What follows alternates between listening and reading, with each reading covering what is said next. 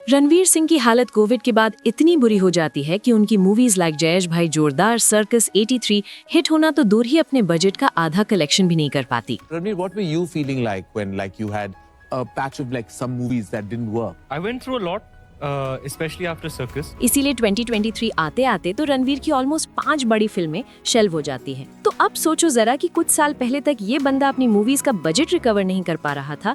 हर producer already signed movie से रणवीर सिंह को धक्के मार के बाहर निकाल रहा था। फिर 2025 में वही रणवीर सिंह एक ऐसा कमबैक करता है कि बॉलीवुड को साल की सबसे बड़ी हिट धुरंधर देता है। साथ ही साथ रणवीर धुरंधर से सिर्फ हिंदी मार्केट में ऑलमोस्ट 840 करोड़ रुपए कमा के पुष्पा 2 के हिंदी मार्केट के 812 करोड़ वाले रिकॉर्ड को भी ब्रेक करता है, जो कि बॉलीवुड की हिस्ट्री की भी सबसे बड़ी हिट होती है। अब हमें ये तो पता है कि रणवीर सिंह ने कमबैक किया था, लेकिन उस कमबैक के पीछे एक बहुत ही शॉकिंग स्टोरी है जो शायद आपको नहीं पता होगी। तो इसीलिए आज के वीडियो में हम रणवीर सिंह के दर्दनाक डाउनफॉल और एपिक कमबैक को तो डिस्कस करेंगे ही, साथ ही साथ आपको ये भी बताऊंगी कि कैसे रणवीर सिंह के डाउनफॉल के टाइम रणवीर सिंह के ही close friends like Aditya Chopra, Alia Bhatt, Farhan Akhtar, इन सब ने उसके साथ गंदा पॉलिटिक्स खेला। और ये सब बात करने के बाद हम थोड़ा सा डिस्कशन करेंगे रणवीर सिंह के उस फ्यूचर पर भी, जिसमें आने वाले टाइम में वो शाहरुख खान के उस रिकॉर्ड को भी ब्रेक करने वाला है जिसे खुद आमिर एंड सलमान भी नहीं ब्रेक कर पाए थे। साथ ही साथ हम आपको ये भी बताएंगे कि कैसे जिस रणवीर को लोग रणवीर कपूर से छोटा स्टार मानने लगे थे, उसी रणवीर ने सिर्फ धुरंधर की हेल्प से प्रिंस ऑफ बॉलीवुड रणवीर कपूर को फिर से एक बार आउटशाइन कर दिया है। और फिर एंड में हम रणवीर सिंह के कुछ अपकमिंग प्रोजेक्ट्स पर भी बात करेंगे, जिसमें से 2 प्रोजेक्ट्स तो ऐसे हैं जो रणवीर के डाउनफॉल के टाइम शेल्व हो गए थे, बट उन्हें अब वापस से रिवाइव करने की तैयारी चल रही है। तो सबसे पहले बात करते हैं रणवीर सिंह के डाउनफॉल की। तो लॉकडाउन से पहले रणवीर सिंह ने बैक टू बैक 3 बड़ी हिट फिल्में दी, पद्मावत, सिम्बा एंड गली बॉय। और रणवीर की कंसेक्यूटिव बॉक्स ऑफिस हिट्स की वजह से ही लोग उनको ऑलरेडी एक सुपरस्टार मान चुके थे। लेकिन लॉकडाउन के बाद अचानक से रणवीर सिंह पर 7.5 आने लगती है। जहां वो बैक टू बैक हिट्स दे रहे थे, वहीं वो अचानक से बैक टू बैक फ्लॉप्स देने लगते हैं और बेचारे के गाँव का गुड़गांव बन जाता है। जैसे 2022 में लॉकडाउन के बाद जो रणवीर की पहली थिएट्रिकल रिलीज थी वो होती है 83। इसका बजट होता है 300 करोड़ और कलेक्शन सिर्फ 193 करोड़। उसके बाद रणवीर की नेक्स्ट थिएट्रिकल रिलीज 2022 में आती है जयेश भाई जोरदार, और ये बड़ी जोरदार तरीके से फ्लॉप भी हो जाती है। एक्चुअली ये फिल्म लोगों को आउटडेटेड लगी थी। जयेश भाई जोरदार इसीलिए 90 करोड़ के बजट में बनी ये फिल्म बॉक्स ऑफिस पर सिर्फ 25 करोड़ कमा के पिट आ जाती है। फिर 2022 के एंड में ही क्रिसमस पर रणवीर सिंह की एक और फिल्म आती है सर्कस। 160 करोड़ का भारी भड़कम बजट, कलेक्शन सिर्फ 60 करोड़। तो लॉकडाउन से पहले जहां Ranveer Singh back to back blockbuster दे रहा था, वहीं लॉकडाउन के बाद उनकी हालत इतनी खराब हो जाती है कि उनकी मूवीज अपना बजट रिकवर करना तो दूर, अपने बजट का आधा कलेक्शन नहीं कर पाती। और रणवीर सिंह की बॉक्स ऑफिस पे ये हालत तब होती है जब वो रोहित शेट्टी, कबीर खान जैसे स्टार डायरेक्टर्स के साथ काम कर रहे होते हैं। देखो, पोस्ट कोविड रणवीर की 3 मेगा फ्लॉप्स की वजह से प्रोड्यूसर्स को रणवीर सिंह की बॉक्स ऑफिस क्रेडिबिलिटी पे डाउट होने लगता है। इसलिए वो रणवीर सिंह से नजरें बचा के चल रहे होते हैं कि कहीं उनको रणवीर सिंह के साथ मूवी साइन न करनी पड़ जाए। और जिन प्रोड्यूसर्स ने रणवीर सिंह के साथ मूवी साइन करी होती है, वो भी रणवीर को बस किसी तरह अपनी मूवी से निकालने में लगे होते हैं। जैसे कि रणवीर सिंह ने प्रशांत वर्मा के साथ राक्षस नाम की फिल्म साइन की होती है, लेकिन उस फिल्म को रणवीर सिंह की कुछ अनप्रोफेशनल हरकतों की वजह से ऐसा कहा जाता है कि रणवीर सिंह को बिना बताए उस फिल्म को शेल्फ कर दिया जाता है। इवन ब्रह्मास्त्र पार्ट 2 में भी पहले रणवीर सिंह के होने की ही खबरें होती है, बट रणवीर के एपिक डाउनफॉल को देखते हुए मेकर्स ने डिसाइड किया होता है कि अब पार्ट 2 में देव का रोल रणवीर नहीं रणबीर ही करे तो ज्यादा सही रहेगा। इसके अलावा शक्तिमान और मुकेश खन्ना की जिद और बजट इश्यूज और क्रिएटिव डिफरेंसेस की वजह से बंद हो जाती है, यानी रणवीर के हाथ से एक और अपॉर्चुनिटी निकल जाती है। आपको वो फिट नहीं लगता है शक्तिमान बनने? शक्तिमान में शक्तिमान दिखना बहुत जरूरी है। अगर चेहरे पर अगर थोड़ा सा उसका शैतानपन नजर आवे, स्कीमिंग फेस नजर आवे, it will be a very good kill wish if you ask me. बाकी इन मूवीज के अलावा रणवीर शंकर के साथ भी अनियन के रीमेक करने वाले होते हैं, बट अचानक से मूवी के कॉपीराइट ओनरशिप को लेकर लीगल डिस्प्यूट्स की वजह से वो भी शेल्व हो जाती है। करण जौहर की बात करें तो करण जौहर ने भी रणवीर सिंह के पीक में उनके साथ अपनी बिगेस्ट फिल्म तख्त अनाउंस की होती है, लेकिन जैसे ही रणवीर का डाउनफॉल आता है तो चुगलखोर चाची भी पतली गली से भाग जाती है। तो तख्त को भी शेल्व कर दिया जाता है। इवन भंसाली, जिनके रणवीर फेवरेट हुआ करते थे, वो भी अपनी next film love and war में रणवीर को ऑफर करते, जो वो पहले रणवीर के साथ ही बनाने वाले थे। तो देखो गाइस, इसीलिए कहते हैं दुख के सब साथी सुख में ना कोई, कि बुरे टाइम में अपने ही अपने नहीं होते। तो देखो, रणवीर का डाउनफॉल आया, जिसकी वजह से प्रोड्यूसर्स और फिल्म मेकर्स ने उनसे दूरी बनाई, जो कि लाजमी था, क्योंकि कोई भी प्रोड्यूसर ऐसे एक्टर के साथ काम नहीं करेगा जो उसे पैसे कमा के नहीं दे सकता। तो हम यहाँ बाकी प्रोड्यूसर्स को ब्लेम भी नहीं कर सकते, क्योंकि they are just doing their job. But जिस बात का मुझे शौक लगा वो ये है कि जब रणवीर सिंह का डाउनफॉल चल रहा था, तब बॉलीवुड में जो रणवीर सिंह का सबसे क्लोजेस्ट फ्रेंड है, उन्होंने रणवीर के साथ पॉलिटिक्स का ऐसा गंदा खेल खेला कि महाभारत का शकुनी और कुमकुम भाग्य की आलिया दोनों शर्मा जाए। तो चलिए अब जानते हैं कि क्या था ये पॉलिटिक्स का खेल और कैसे इन लोगों ने रणवीर सिंह के करियर को डिस्ट्रॉय करने की कोशिश की। तो देखो, तुम्हें पता ही होगा कि वाईआरएफ और रणवीर सिंह के बीच एक बहुत ही पावरफुल बॉन्ड है, क्योंकि वाईआरएफ ही वो कंपनी है जिसने रणवीर सिंह को लॉन्च किया था। इवन आदित्य चोपड़ा को लोग रणवीर सिंह का भगवान पापा, मेरा मतलब गॉडफादर मानते हैं। लेकिन 2022 में रणवीर का डाउनफॉल आया और रणवीर ने वाईआरएफ से रिक्वेस्ट की कि वो उनके साथ एक एक्शन फिल्म बनाए ताकि उनका कमबैक हो जाए। तो वाईआरएफ ने रणवीर सिंह की इस रिक्वेस्ट को जिंदा रिजेक्ट मार दिया। फिर रणवीर वाईआरएफ से ज्यादा ही खफा हो गए, इतना कि कुछ टाइम बाद न्यूज आई कि रणवीर ने वाईआरएफ की एक डिवीजन वाईआरएफ टैलेंट मैनेजमेंट, जिन्होंने एक डेकेड से ज्यादा रणवीर को मैनेज किया था, उससे अपना कॉन्ट्रैक्ट ब्रेक कर लिया। और उस कॉन्ट्रैक्ट के ब्रेक होने का रीजन ये बताया गया कि वाईआरएफ वाले रणवीर की डील्स पे कुछ ज्यादा ही कमीशन ले रहे थे। वही चीज रणवीर को सही नहीं लगी, इसलिए उन्होंने ये कॉन्ट्रैक्ट ब्रेक कर दिया।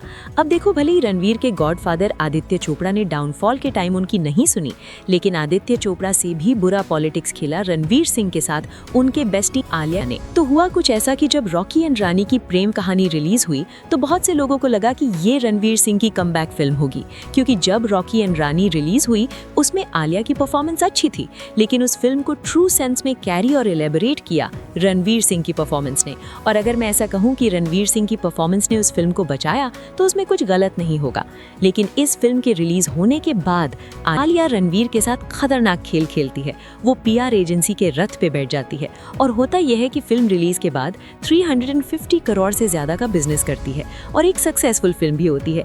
लेकिन इस फिल्म के हिट होते ही आलिया भट्ट की पीआर ऐसा नैरेटिव सेट कर देती है कि ये फिल्म आलिया भट्ट के स्टारडम की वजह से हिट हुई है, ना कि रणवीर सिंह की वजह से। और यही रीजन है कि क्यों रॉकी एंड रानी के पीआर कहानी के हिट होने के बाद भी कोई ये मानने को रेडी नहीं था कि रणवीर सिंह का कमबैक हो चुका है। तो अपने दो दोस्तों से धोखा खाने के बाद रणवीर सिंह जाते हैं फरहान अख्तर के पास। अब फरहान अख्तर रणवीर सिंह को डॉन 3 में कास्ट भी कर लेते हैं, बट रणवीर डॉन 3 से अपने कमबैक की उम्मीद लगा के बैठे थे।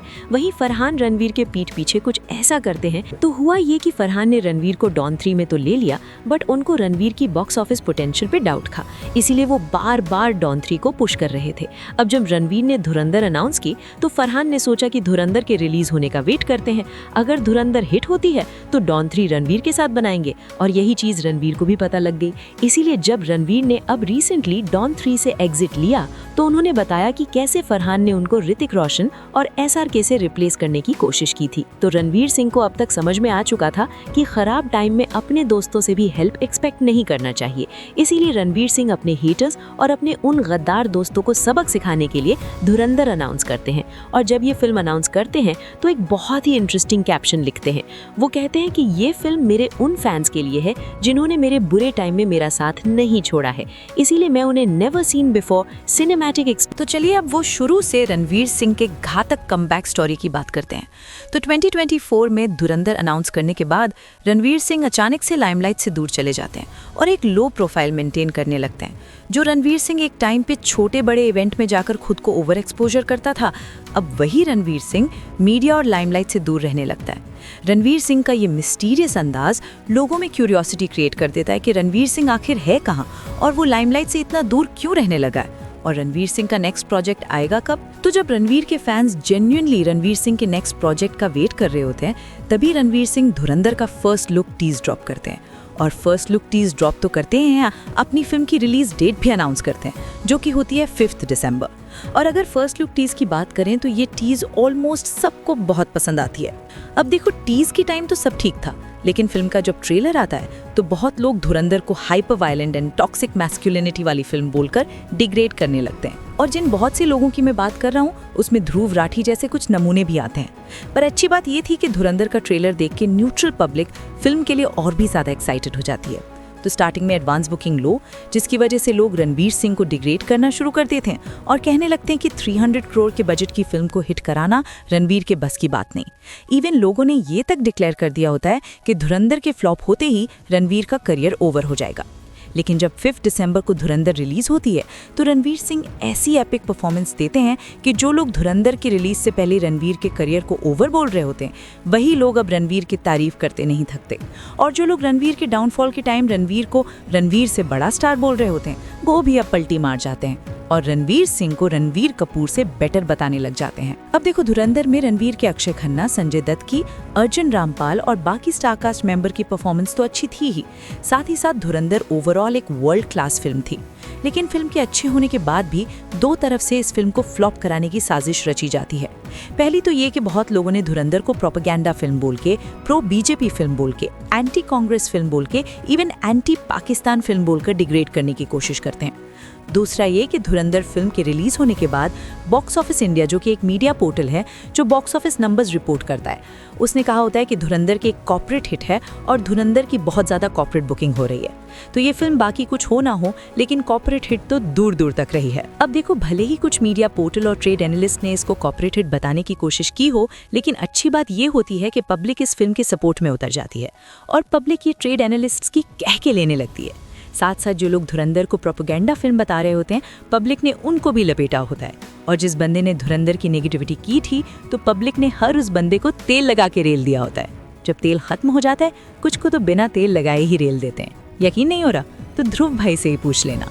अब देखो, रणवीर सिंह को जिसे पिछले कुछ सालों से लोग रेल रहे थे, उस रणवीर सिंह के फिल्म के लिए लोगों का इतना सपोर्ट देखकर मुझे जेन्युइनली खुशी हुई। और अच्छी बात तो ये थी कि लोगों का जो सपोर्ट वो सोशल मीडिया तक ही लिमिटेड नहीं था, बल्कि हर कोई धुरंधर एटलीस्ट 2 बार तो देख के आया है। और इसलिए धुरंधर इंडिया में ऑलमोस्ट 1000 करोड़ ग्रॉस और वर्ल्ड वाइड 1300 करोड़ का बिजनेस कर पाती है।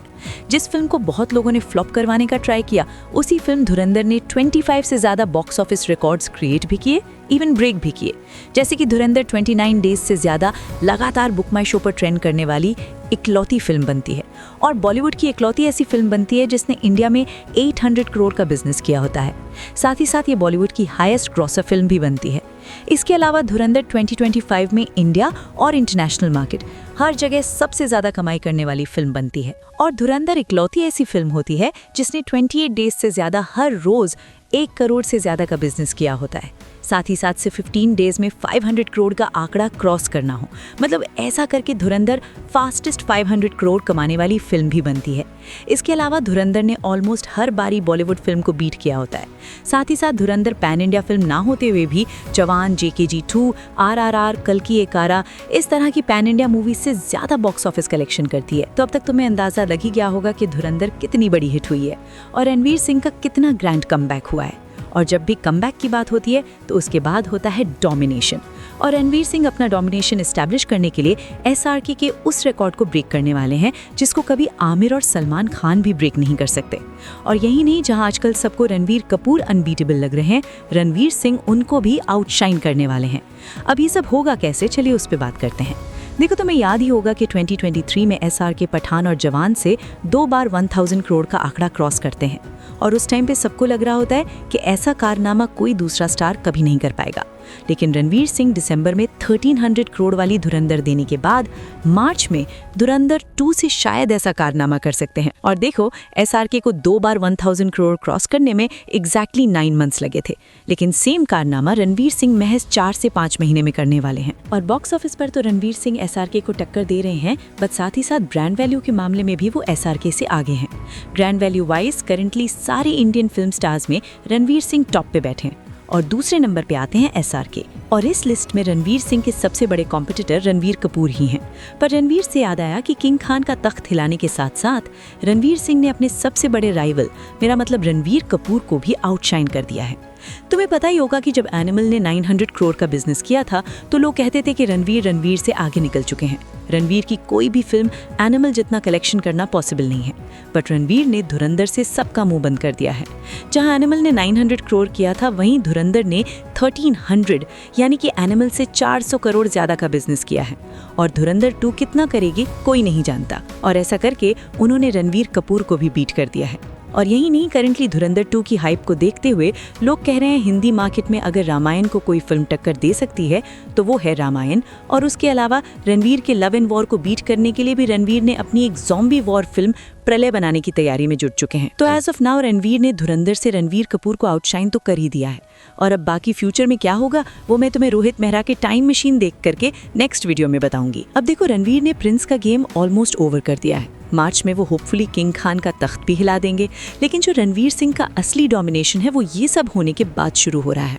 देखो, जब रणवीर का डाउनफॉल चल रहा होता है तो रणवीर के साथ कोई प्रोड्यूसर फिल्म साइन नहीं करना चाहता था, लेकिन जब रणवीर सिंह का अच्छा टाइम शुरू हो गया तो हर प्रोड्यूसर रणवीर सिंह के साथ अपना घर बार प्रॉपर्टी किडनी सब कुछ बेचकर पैसे लगाने को तैयार है। इसलिए आने वाले टाइम में रणवीर सिंह काफी एम्बिशियस प्रोजेक्ट्स में नजर भी आएंगे, जैसे कि एक तो प्रलय, जो कि 300 करोड़ के बजट की ज़ॉम्बी वॉर फिल्म होने वाली है, जिसमें हमें रणवीर के ऑपोजिट लोका मूवी वाली कल्याणी प्रियदर्शिनी देखने को मिलेंगी। इसके अलावा मार्केट में ऐसी न्यूज भी घूम रही है कि अदिति धर रणवीर सिंह के साथ एक बिग बजट स्क्रिप्चरलिस्ट फिल्म बनाने वाले हैं। अगर ये फिल्म अश्वत्थामा होती है तो रणवीर सिंह का मूवी लाइनअप भी रणवीर कपूर के लेवल का हो जाएगा। तो ये जो 2 मूवीज हैं, प्रलय और अदिति धर वाली फिल्म, दोनों में ही पोटेंशियल है मोर देन 1000 करोड़ का बिजनेस करने की। और दोनों ही मूवीज के अलावा there is a very high chance कि रणवीर की कुछ मूवी शेल्ड हुई थी वो वापस से रिवाइव हो जाएं, जैसे कि शक्तिमान, क्योंकि ऐसा बताया जा रहा था कि शक्तिमान बजट इश्यूज फेस कर रही है। अब मैं कहूंगी कि प्रोड्यूसर्स अपना कुछ भी गिरवी रखकर रणवीर पर पैसे लगाने को रेडी हो सकते हैं। क्या पता सोनी वाले शक्तिमान को रिवाइव दे दें। इसके अलावा अब रणवीर का अच्छा टाइम चल रहा है तो क्या पता वो झूमर, चोर, कुठार, रॉबर, भंसाली में अपनी सबसे बड़ी फिल्म बैजू बावरा वापस से रणवीर सिंह के साथ बनाए। और अगर शक्तिमान और बैजू बावरा रिवाइव हो जाती हैं तो भैया धुरंधर 2, प्रलय, अदिति धर की वो scripture based film, Shaktimaan and Baiju Bawra, इन 5 मूवीज से अगले 3-4 साल तक रणवीर सिंह सिंगल हैंडेडली बॉलीवुड को डोमिनेट करेंगे। तो गाइज, इस वीडियो में इतना ही। बाकी आप बताओ कि रणवीर सिंह के कमबैक पर आपका क्या ओपिनियन है। तो गुड लक गाइज। और हाँ, अगर वीडियो थोड़ी सी भी पसंद आई हो तो इसे जरूर से लाइक करना। बस 10 के लाइक का छोटा सा टारगेट रखते हैं, पिछली वीडियो में नहीं हो पाया था, एटलीस्ट इस वीडियो में करवा देना। तो मिलती हो अगली वीडियो में, तब तक के लिए हर हर महादेव।